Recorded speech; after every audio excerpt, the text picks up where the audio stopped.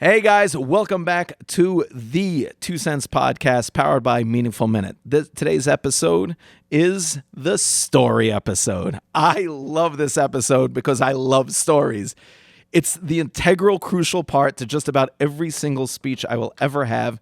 And I think that's one of the only common themes you'll ever find between my brother's speeches, all my brother's speeches, and myself, is that we love a good story. And in reality, what we are storytellers. Whether it's the story of Torah, whether it's the story of personal development, we are storytellers. In this episode, we're going to go through so many awesome parts of storytelling, what it means to be a storyteller, how a person is a storyteller on their by themselves, our favorite stories we would never say, topics in stories that we would never cover. It's really just a chock full episode of awesomeness around storytelling, one of our favorite topics. This episode is being brought to you Bzechus Rachel Hadassa bat Batsheva, in the zchut of our finding her zivug b'meira. Guys, let me ask you something. Do you love this podcast? Because I know I do. But I also know something that you might not know. The only way that we get to do this podcast is with our sponsor, with the big help of our sponsors. Yad La'achem has been with us from the beginning. These guys are out there saving Jewish lives. That's not an exaggeration. They are literally daily saving Jewish lives. This is a modern day Pidyon Shvuyin, and it is a mitzvah that you can very rarely come upon unless you're doing it hand in hand with Yad La'achem. Go on to their website, the website created exclusively for our listeners. I want both of you to go on to that website. I'm joking. I want you guys to go on to that website. It's saveaworld.org. That's www.saveaworld.org, and donate, guys. We are relying on our listeners to keep Yad La'achem going, to keep them saving lives. You guys got to get out there and you got to support. They're the ones supporting us. They're the ones helping to bring you this content. Let's show them some love. Let's get out there and let's save some Jewish lives. Enjoy the episode, guys. Hi, everybody. This is Ari Bensoussan. And this is Yossi Bensoussan. And this is the 2 Cents Podcast. Brought to you and powered by Meaningful Minute.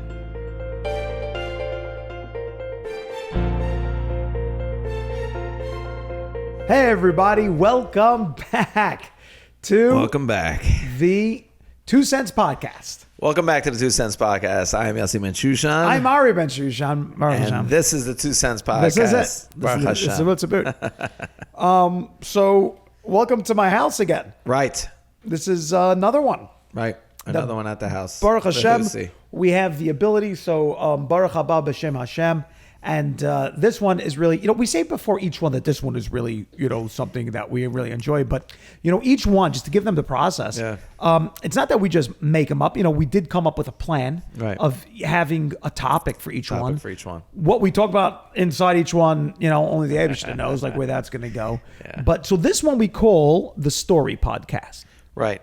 It's really a big part of our background. I remember Friday nights sitting at home. And, Rabbi Dovi and everyone coming over and just sharing stories. People always say to me like, a barbecue at your house, at your like a family barbecue must be so.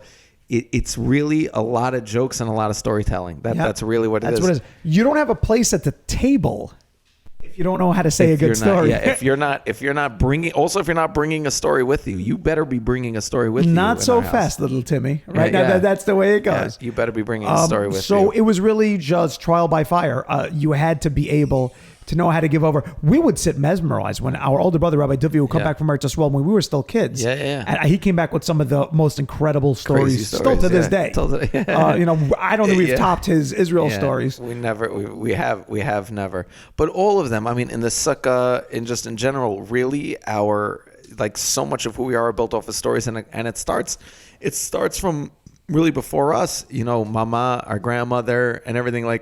We come from a long line of storytellers. Yeah, we do. That's true. Everything for us is about mommy's side also. Yep. It's everything with us is about sort of getting that story. And we built our speaking off of stories and our education in a lot of ways, off of stories, being able to tell stories. The best way to get information, to convey information over to people is by using the story. I'll be honest, like a lot of times I'll hear a great story and think, all right, I got to build a speech around that story, Right. like not vice versa. Right. Yeah. I just to throw in some Torah over here, I found this fascinating. Rav Berkowitz told us in Klali Hara, which basically means the way that you get to become a dayan or get to say psak halacha.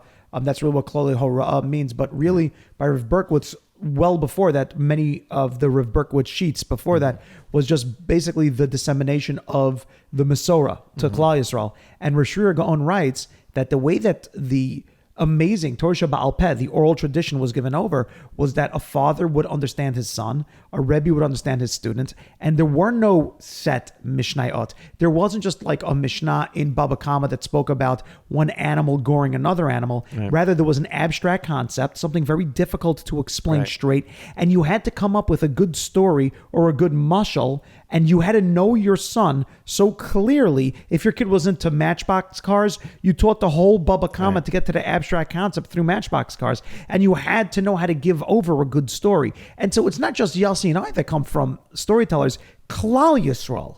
I mean, Hashem expects a father to be able to be a storyteller because of Pesach. Right. L'man yedid orasechem, to give over the sipur. To give over the way of saying over the story. And that's really our existence. That's really the totality of what kept us going throughout all the years are the stories that said over. So to me, this is a very meaningful podcast we're going to say today. We want to talk really about the stories that, really have affected us. We like to say over stories that we feel connect with the audience because they connected to us. So, yes, I don't know. You want to kick this one off? Do you have a story that comes to mind? So many. There really are. There are so many, and I really don't know. Walking in, I didn't know which direction I wanted to take over here. Should I be telling stories that like have affected me in storytelling? And I go back to Rabbi Dovi with this also. That like when I would see him tell a story, I was like, I want to do that. I want to tell over stories. And really, in speaking and the like, what I do is that I really want to tell a story. And when you think about it, we're all a story. Everyone is. Everyone's on a journey, and everyone is a story. You can't be upset at a book. You can't be upset at a story at any point. It's just what's happening. It's the reality of what it is. You can not want that story anymore, and that's fine. But the story is happening. It's not. There's nothing you can do about that. You're just sort of witnessing it. And for me, stories is how also I find people accept each other. Is understanding that person is in the middle of their stories. Stories have arcs to them. And there's going to be ups and downs. And the downs are just as important as the ups for the storytelling part of a person's life. So, if your story is in a down, it's only because it's making the up more important. And that's really important to understand. Thinking about it or coming from it. I mean, Hashem's answer to Moshe Rabbeinu, when Moshe said, why'd you send me? Why'd you do this? Hashem's answer to him is that I have to make Paroi stronger. Right. I have to make the down stronger right. so that when the up comes, when I do this Reina Tuya, everybody like, wow, that's his Reina Tuya. Right. So I said in a previous podcast, there are stories I don't like. And I think it's important to what do you call it? There are stories I don't like, and it's a personal preference. This isn't, me saying that these stories are bad. It's just a personal preference. I don't like, stories that are unrelatable. I tend to make fun of them in a lot of speeches. Yeah, I was once told, because I also do, and they say, but those are midrashim, those are chaz, like, not any in particular, but the ones that medrash are the ones that early Rishonim like to always quote the king and his three sons, things don't like. Yeah. Ari, what is one thing you will never start a story off with? Yeah, there was once a king. There was once a king who There was once a king. I can't do it. I just, there was once a king, Rabbi Zai, he had two sons. One son was and then the other son was and he sent one son away and he kept one son next to him and he said his trusted advisor. He sent his trusted advisor. Go find my son and don't tell him that he's a prince, but I am so concerned about his those everything. And then they even feel at the end to have to tell you, and do you know who the king is? Right, you know who the king is. Right. Okay, so So now nothing against those. Right. And nothing everyone knows my those pet stories. peeves. But that's a pet peeve of ours. There are people who have said to me, Rabbi Ari, how can you make fun of those? I'm not making fun of it. I'm just saying that coming that back to happened like to a me. different thing we've discussed in the podcast on how to give a speech or how to speak to people, we felt that relatable things that really spoke originality as well was something that, because we heard those stories as kids so often from so many Rebbeim, we felt that it almost lost its pizzazz, it lost its sharpness. You and its turn spark. off. Your brain turns off at a certain point. So like certain stories I'm just I'm not into. I also think as far as storytelling goes, like I think it's important just to preface things. As far as storytelling goes, there's a time and place for every story. So like a story that you're going to say to a crowd on a Tuesday morning is not the same story you're going to tell a crowd at a kumsitz with a fire going. Like it's just different. So, and a lot of times people will ask you, like, I was by a kumsitz once that you were by and you told this amazing story. Right. Could you come to our school and say next that Tuesday and tell Can the you girls say that story? It's just, no. I theoretically physically could. Right, yeah. But it's not going to. You're not getting the same delivery. You're not getting the same story. You're not getting the same delivery. And so as far as stories go, there's always this one story that just always, there's so many, but I don't know why this story, like, it does a lot for me because I guess because of what I do or but it's a story about a Rav that was a Rav in a yeshuv in Israel. And his son, he died in a car accident. And he was a very beloved Rav, this Rav. The whole community loved him. And there was a group of teenagers that were more rabble-rousers, if you will. They were troublemakers in the community. And on Shabbat, they would break into the liquor cabinets in the shul. But this Rav always treated them with an incredible amount of respect. And I'm sorry, I'm just thinking. Rabble-rouser. No, the rabble rouse is like they would go into the shul and take the cholent out and not hold it. They would trafe up the challenge for everyone. But that was part of it. One of the things was they were not Shomer Shabbos, these kids, and the Rav, he lost his son, but he was always very sensitive and always very loving towards these kids. He was a very big Rav. He was a very chashuv person, and a lot of people came to the Shiva house. Rabbanim, Gedalim, a lot of people came to the Shiva house to visit him. Sure enough, on the fourth, fifth night of Shiva, these kids showed up as a group. The whole group shows up, and they come in. They make a beeline. They go straight for the rabbi. And they say to him, "Rabbi, I want you to know, till the Shleishim is over, next few weeks, we're going to be keeping Shabbos." And of all the people who came to them to say that they're going to finish Masechtas, they're going to learn Shas, they're going to do this, they're going to do that, the Rav was unmoved. He accepted it and he loved it, but these boys said that and he started crying his eyes out. And he gave them each a hug and a kiss, and they all left. One of the people from the community said to him, like, "I don't understand. These big Gedalim, these big Rabbanim, these big people came and said that they're going to do all these amazing things. These kids, they come, they say they're going to keep Shabbos. They're only going to do it till the Shleishim. They're probably going to break it after that. What's the deal?" And he said back to him, it's a famous story, I'm sure everyone knows it, but he said back to him, "You have any idea what I would give to have one more Shabbos with my son? You have any clue what I would do to have one more Shabbos with my son? These kids haven't been with the Rebbeinu Shalom for so many Shabbosim, and they just told me that because of in the zechut of my son, they're going to come back home. They're going to come back home for Shabbos. You have any idea what that means to the Rebbeinu Shalom? You have any idea how beautiful that is?" Beautiful. So it's stories like that that really get to me. And the reason is that there's a reality there. There was an honest suffering. He wasn't saying that it's okay that his son's not there. He wasn't saying there was a real nechama there. There was a real lesson to be learned about not a totality. And this is a problem I suffer from, in my stories. People email me all the time and they want me to pull off a miracle. And they read an article of mine. The article doesn't end there. I have 1,200 words in an editor, right? I have to fit a certain amount, that I need a certain oomph, and I need and there has to be a readability to it, and a certain, although they're there really for educational. I want people to learn how to do certain things, but there has to be a certain entertainment aspect to it. I get that. It doesn't end there. Just because I ended a story that this kid's doing well doesn't mean that he's never going to have a struggle again. Doesn't mean that he's never going to. There's a certain beautiful honesty to that. There's a certain beautiful honesty.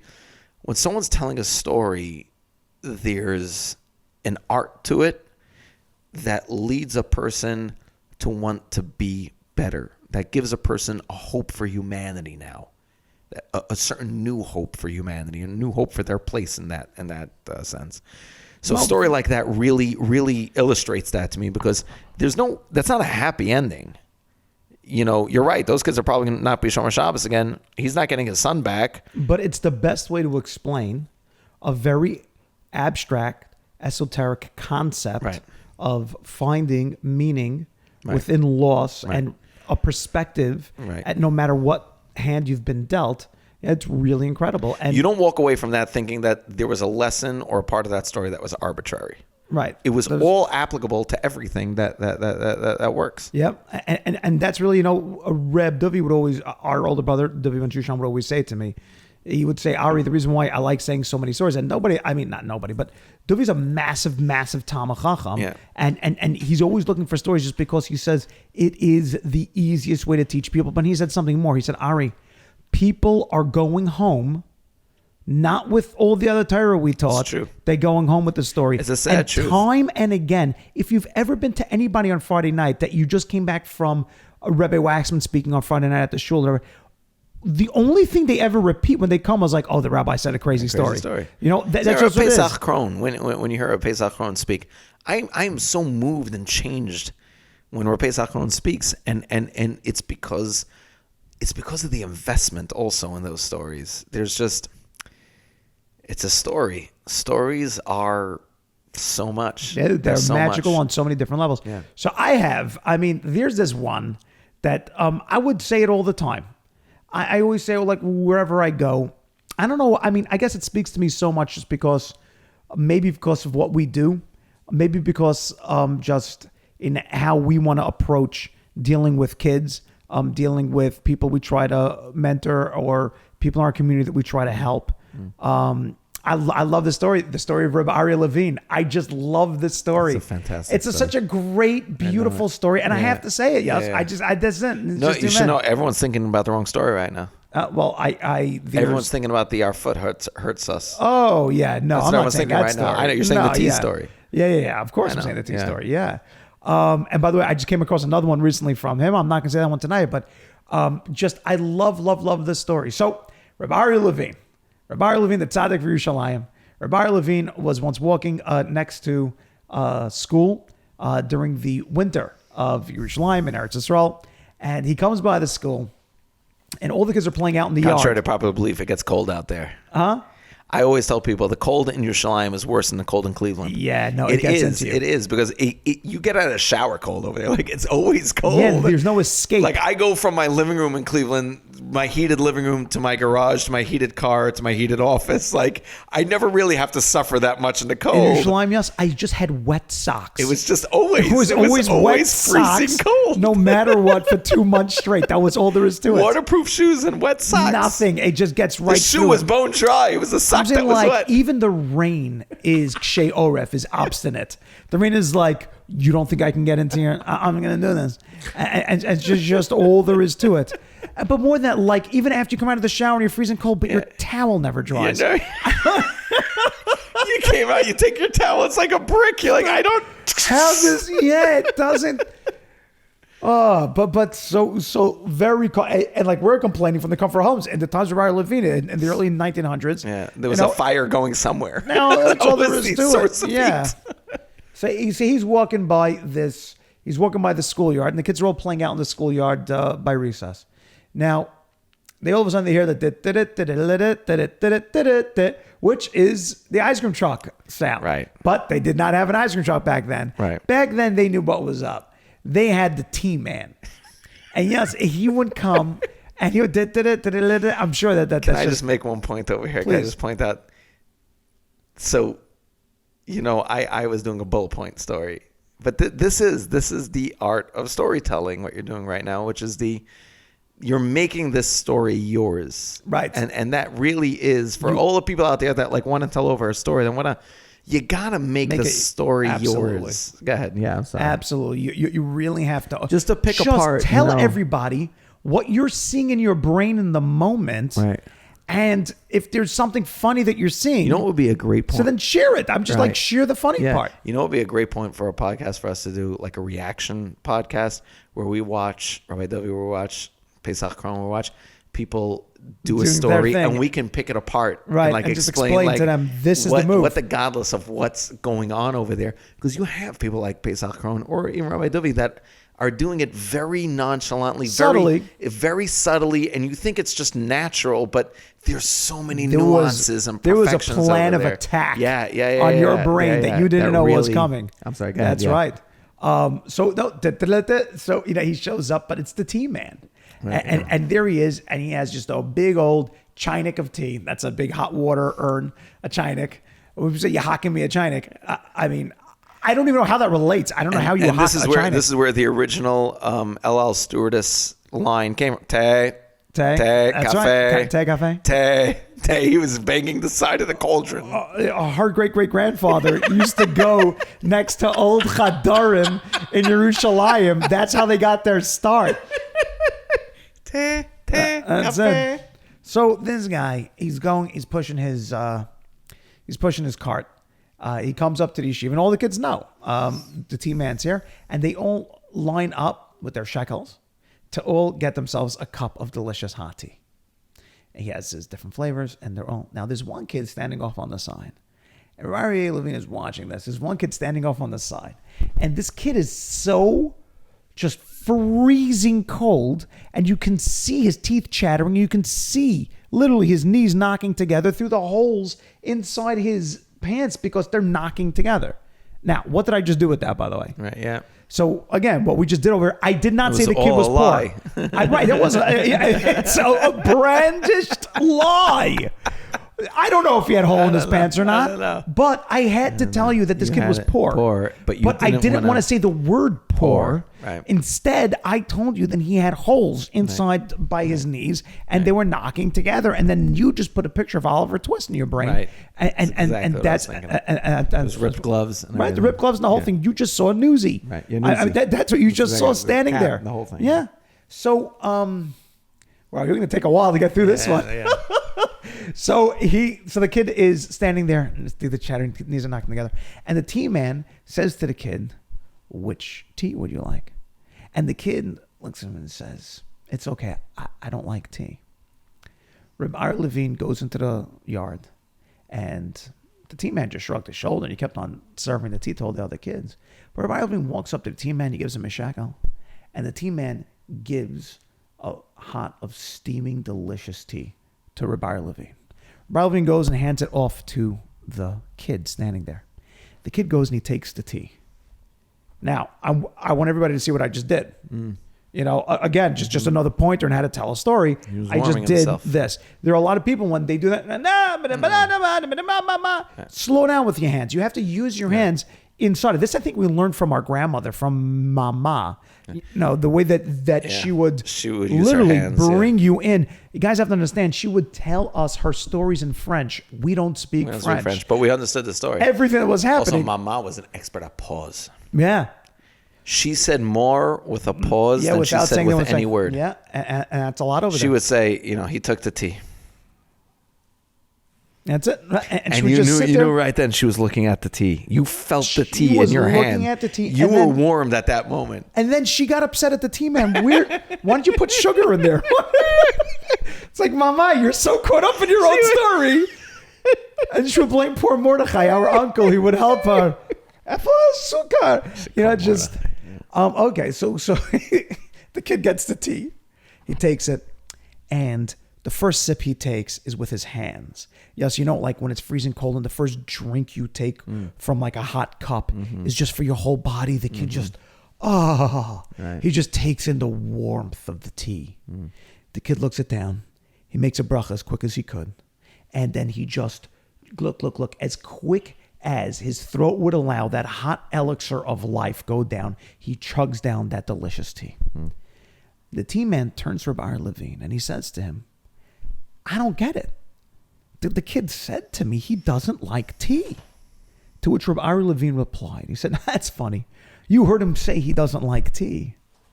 I heard him say, I would love a cup of tea, but I'm too poor to afford the shekel.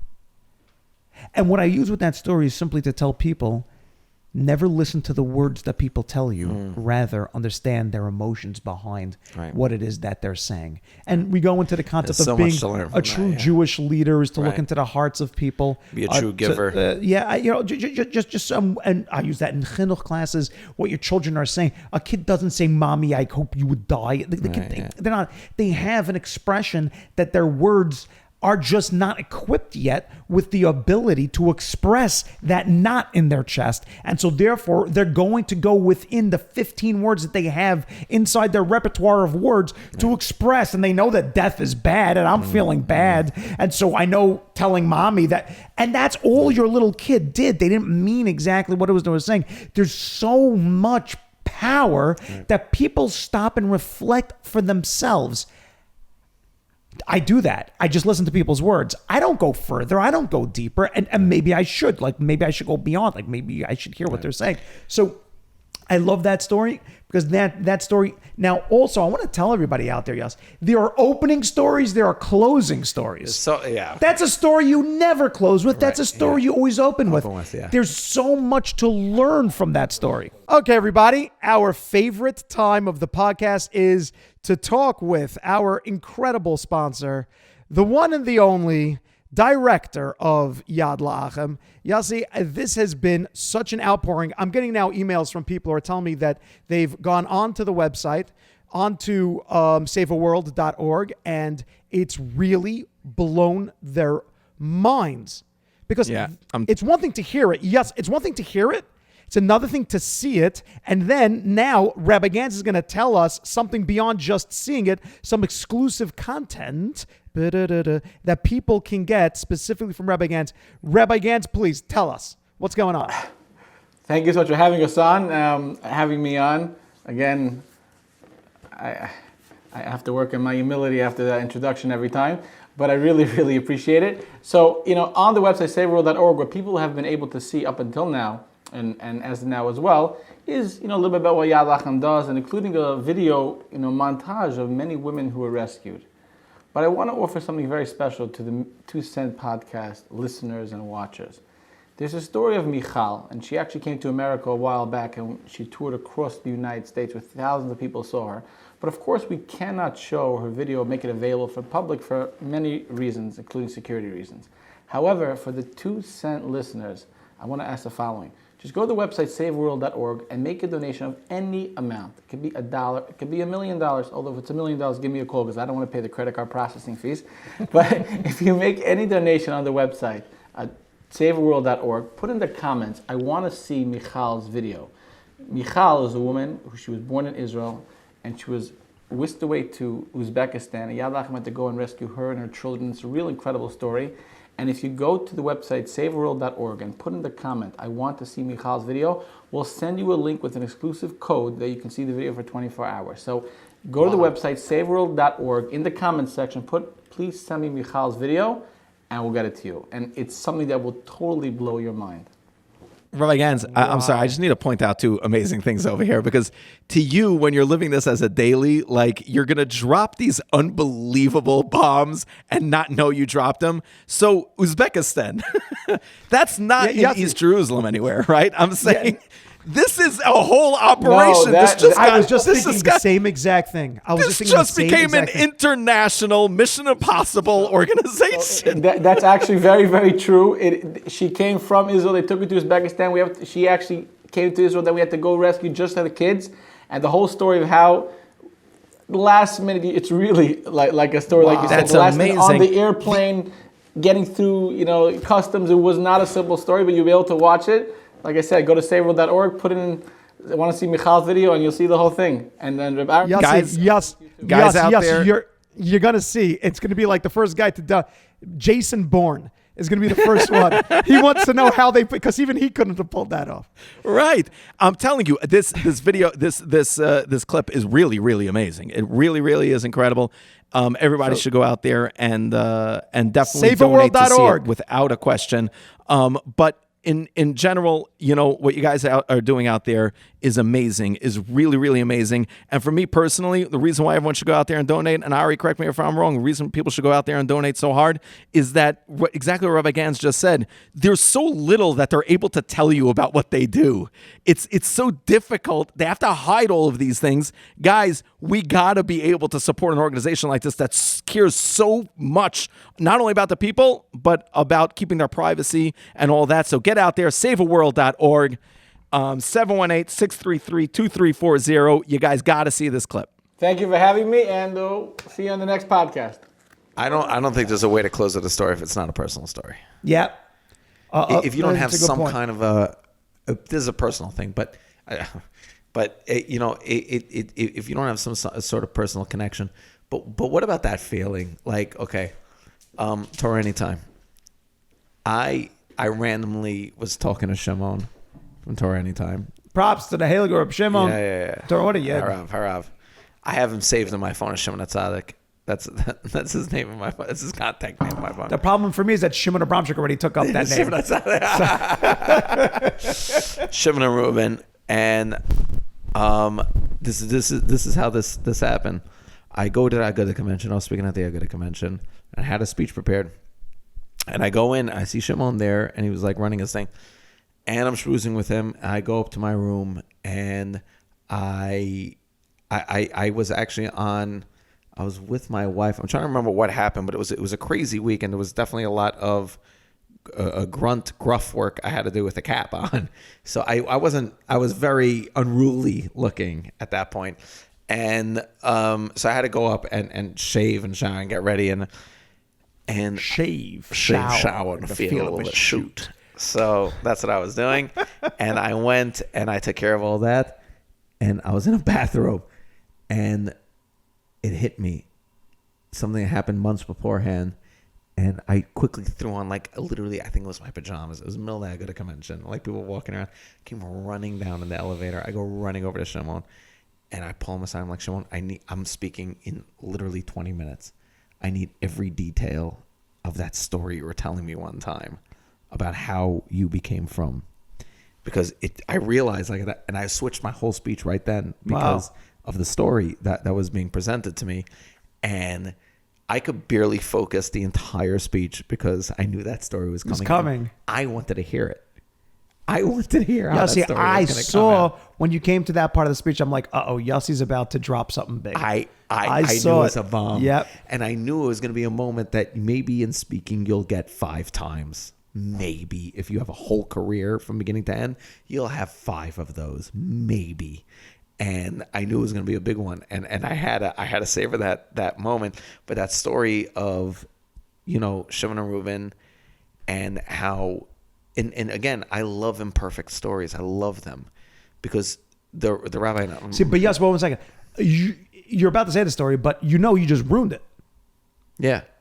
Meaning, I mean, it's out there. No. But what I mean to say is that the power of that story, and by the way, this is something to let everybody know because this is the story podcast, is that the power of Yossi's story over there was that nobody knew. No one knew. Yossi was talking about Shimon from Torah Anytime. No, the beauty. The whole bomb of the story was. No, the whole bomb of the story for me. It was the best part of the delivery was when I did and we'll go into this now just for 1 second. When I did do you know who that little boy was? What? Right. Do you know who that little boy was? So the beautiful part of the delivery of that, if I may say for myself here, was that it was a double fake because I did. Do you know who that? Okay, so do you know who that little boy was? What that means is that's a joke.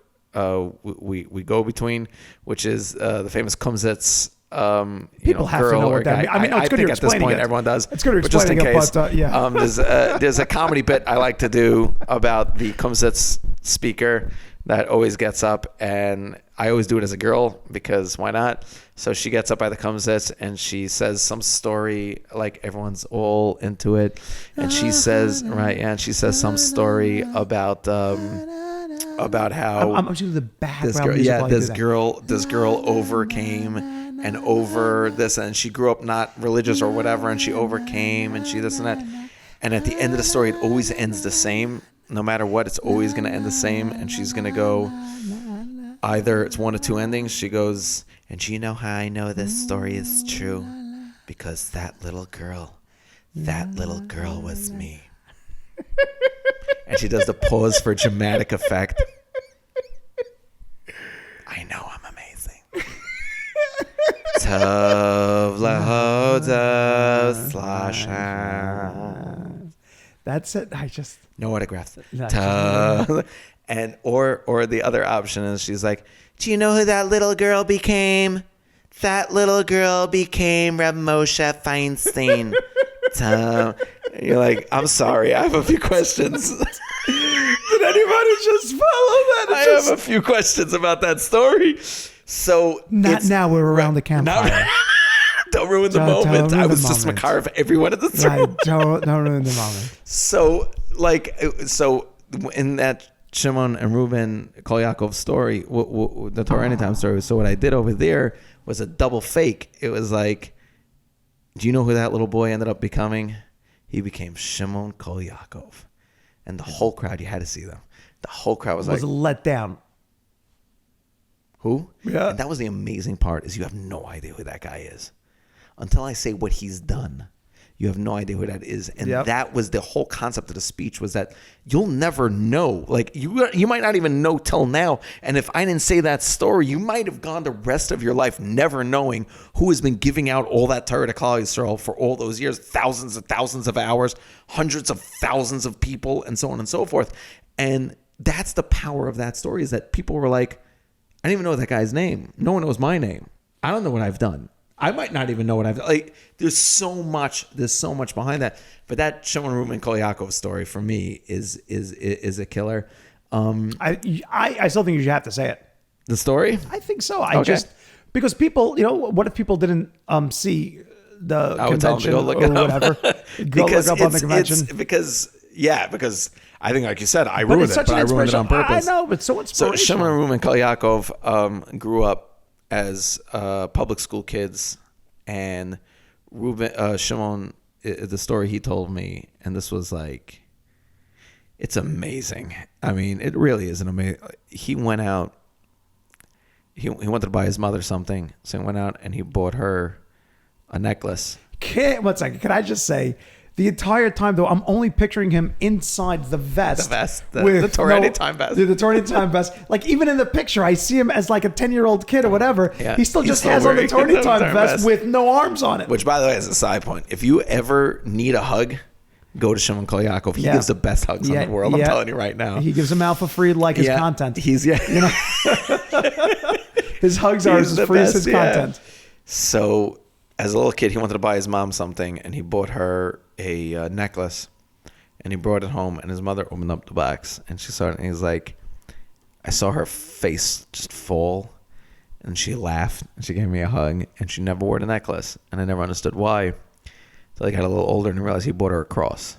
Wow. And he had no idea. Like, he had no clue anything, like that it was bad, or that, that it didn't, whatever, just nothing. So they spent years being non-religious, and then they went to a program. Even I have to look up the story again, to be honest, but they went to a program. I forgot the rabbi's name even. They went to a program, and this rabbi, but the amazing part of the story for me, this rabbi was, working with them, and it finally came time to go to high school, and this was like a big Kiruv moment. I'm going to send them to a Jewish high school, and it didn't work out, and they didn't go to the high school. Now, for me, in that speech specifically, the point was to keep on trucking and to keep on helping and to keep on, no matter what. I know people, I know me. I might have given up then. I mean, like, you know what? If this kid doesn't appreciate it, if his parents don't appreciate it, that's it. Then there's so many other people to move on, right? I mean, really, what is this kid going to become, even if he didn't go to high school? I'm saying, really, what effect is this going to have? Really, what? And the thing is, you don't know. You have no idea, and you have no right and more to be than saying that, you thought the only possible chance in this kid's life is going to be this Jewish high school. Now that it isn't, bracha sure enough, a lebatala, few years later, he shows back up to the rabbi, and he starts to learn with him, and he starts to do. And then a few years after that, he knows a little bit about websites, so he starts posting one rabbi's content, online, just for people to. And then it became more, and it became more, and it became more, and it became more, till it became Torah Anytime, and it then became Incredible. But the concept over here is that there were so many opportunities to give up. So many opportunities. I love stories like that. I love stories that have that full start, that have that, where everyone gives up. Obviously, I love underdog stories. I don't want to go there. Okay. Let me tell you why. No, let me tell you why, yes. I don't want to go there because there are certain aspects of storytelling that you start to talk about the underdog, or you start to talk about like these different type of things. And people think that maybe it worked out for them, for that person in the story, but it didn't work out or would never work out for me. For me, yeah. So therefore, I like the underdog story. Right. And I like to go to I love underdog stories. But I like to go underdog if it's me, or if it's somebody like very close to me, or if it's somebody. See, a lot of times people get upset when the Bensoussans, when you say, or if I say, I tell people all the time, I'm really not smart. I'm really not that smart. Yeah, or because there were kids in my class who were much smarter. Yeah. And or that I know I'm not as learned as so many other people. Meaning, coming from that underdog standpoint, I like to try and show that the underdog standpoint is something from a place, not even from so far away, but something from a place that is just really so much closer. So I love the underdog. I love the underdog because one of the points I like bringing out about the underdog is that you're only an underdog if there's another dog. Like, you only became an underdog because you're comparing yourself to that one. And the whole thing doesn't start then, because there was no reason for you to be comparing yourself to begin with. It's apples and oranges. You're a completely different thing. I always like bringing that out. Unless there's a reality of underdogs that constantly keep on. Yeah. Other stories, I mean, like, but I like then to go the other way completely. Meaning, I like to then take huge people and show you how simple they can make themselves. Right. The story of Reb Moshe and the kid. Right. I love that story. Yeah. I just, you know what? I'm just gonna go. But let me see. There's a back part to that story that, I mean, it's somewhat of a famous story, but nobody knows this other part. There was a speech of Reb Moshe. I'm sorry, let me take that back. There's a speech about Reb Moshe by the Siyum HaShas. A beautiful story that was said about Reb Moshe, not this past Siyum HaShas, I believe it was the Siyum HaShas before that, about Reb Moshe Feinstein, that he had finished Shas 101 times, and that he had called a nephew, a relative of his, and he had said to him, come over to the house and make a l'chaim, because I just finished Shas. And he said, finish Shas? You always finish it. I said, no, I finished it 101 times. Wow. And so the beautiful message of that, whether you're finishing it 101 times or one time or whatever it is, everybody has they were walking. So now what people don't know is that a bunch of my friends who live on the Lower East Side, I went to high school with a bunch of guys who went to the Lower East Side, I should say. They were walking Reb David Feinstein over Shalom. Adams, big shout out. Tzvi Adams, a Chaim Shire Katz. Yeah, my guy, the closest Yidden. Chaim Katz. Chaim Katz. What a Yid. He mama saved me after after I got out of sick. I owe him so much. Yeah.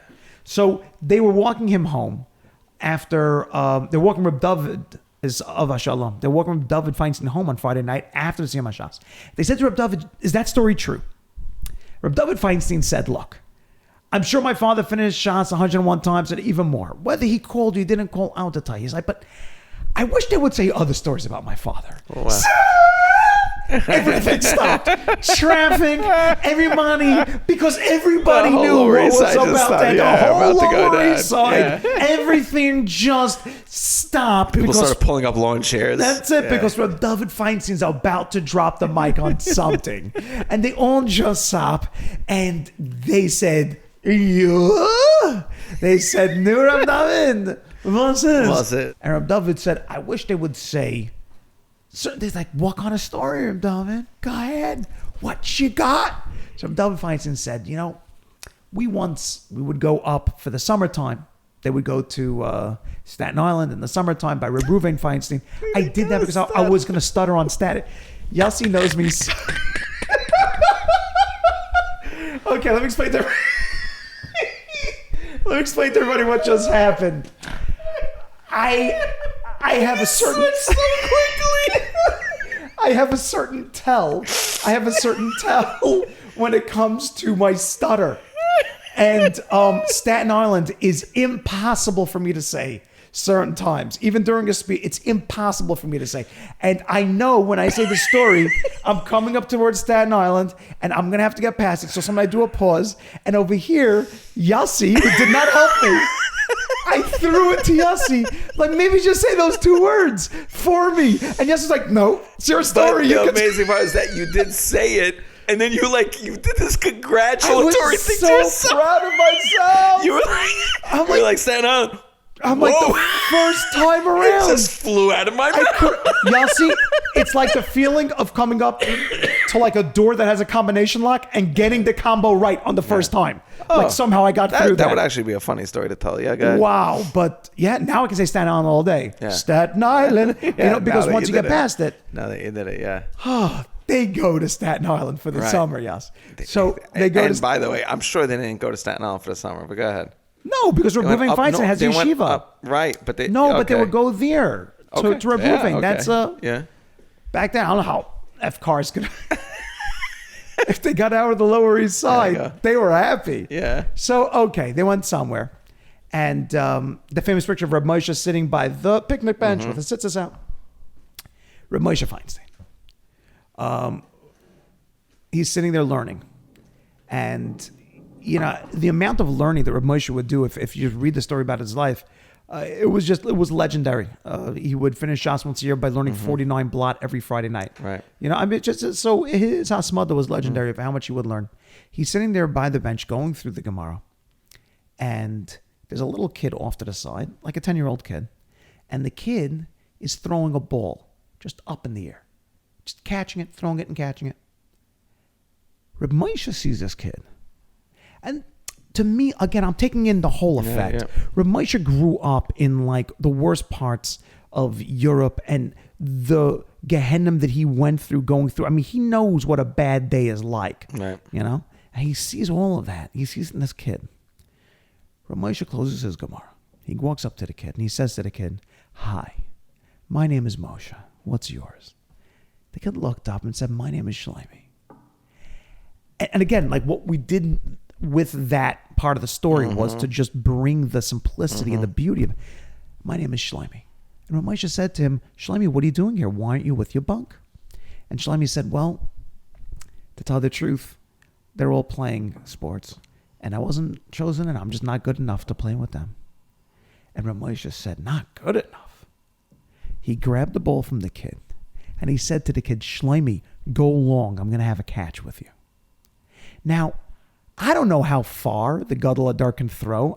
I think he throws like a girl. I have no idea. I was just thinking, how far can he throw? Doesn't matter. But the picture, what I would have paid to have been a fly in the wall, to see the Gadol Hadar throwing a ball, because at that moment he knew Klal Yisrael don't need me to give a psak on something huge. Right. Klal Yisrael doesn't need Reb Moshe Feinstein to go and to tell them how or where their hashkafa should go out into the existence. Right now, what Klal Yisrael needs, it's all in a 10-year-old kid who thinks he's not good enough to have a catch with somebody. Right. I love stories of giants who show us their giant status is from the simplicity of how they teach and how they deal with the everyman. Right. So that story would also go like towards an end or a beginning. I have a middle story, like a middle of Ramesh's story. That this would fly into the middle of his speech for a second for a laugh. Also, would be the the Rebbitzin. Ramesh wasn't feeling well, and the Rebbitzin. There was a wedding. Rebbitzin had to go to a wedding, and they said, and she said, "I'm not going because you can't." So he said, "No, go." She's like, "I'll go, but you can't answer the phone. Don't answer the phone." He's like, "No, we're not going to answer that." Everyone, his phone ring. I'm not going to answer the phone. I'm not going to answer the phone. So Rebbitzin said, "Okay, I'm going to go, but you can't answer the phone." He said, "Okay." So she goes to the wedding. Ramesh is sitting there learning. The phone starts to ring. It's like, I'm not answering the phone. Ringing. It's just not stopping. It stops for a second, starts ringing again. Ringing. Ramesh is sitting there. It's like, no, I said I'm not going to answer the phone. He's learning. Then he starts to think to himself, hang on a second. Someone at Klal Yisrael needs me. how did I even say I'm not going to answer? Someone in Kleister. And he's going through this whole turmoil. I says, someone in Kleister needs me. And he jumps up and he runs over the phone and goes, hello, this is Moshe.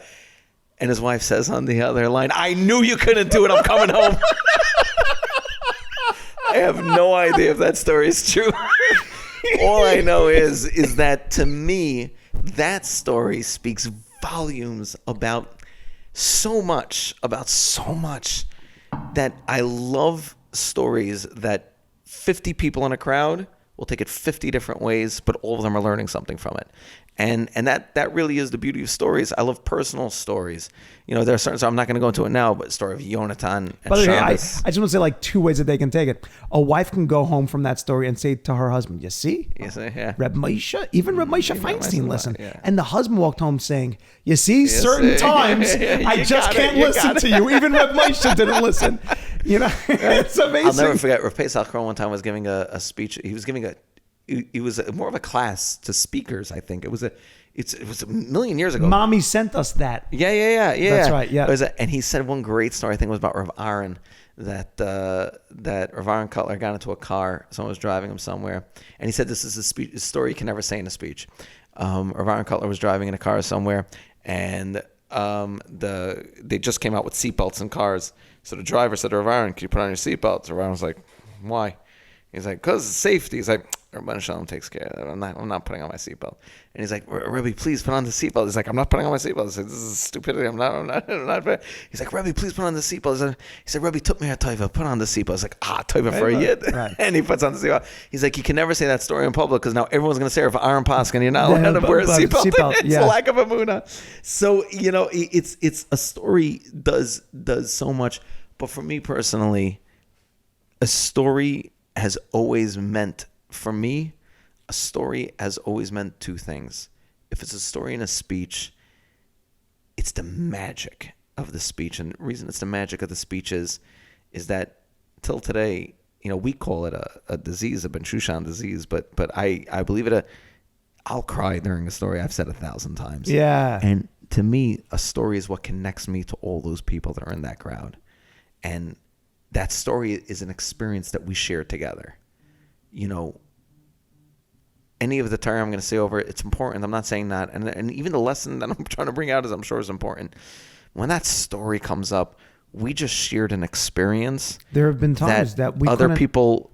I couldn't make it through to the end. I like a lot of times I get choked up. Yeah. And a lot of times even my wife is like, Ari, just grow up and get through it. Yeah, but it's a shared experience. It's something like that shared the emotions. experience you have with the crowd on giving a story. But I think also just knowing that there is a story afoot. Right. Which to me is it's how I would always end exciting. this. Yeah, let's end it with this thought. I'm constantly of the mind. We just did that I think it was a backyard confession, whatever we were doing. But that idea that like people are like, how do you and your brothers have so many stories? How do you that? So I say to them, I'm like, I promise you, I don't live a more interesting life than you. It's just that I need to speak that week 3 times, 4 times, 5 times. I need a story. And I need one that they haven't heard yet. So I'm constantly looking around to make sense of something in my life to have a story from.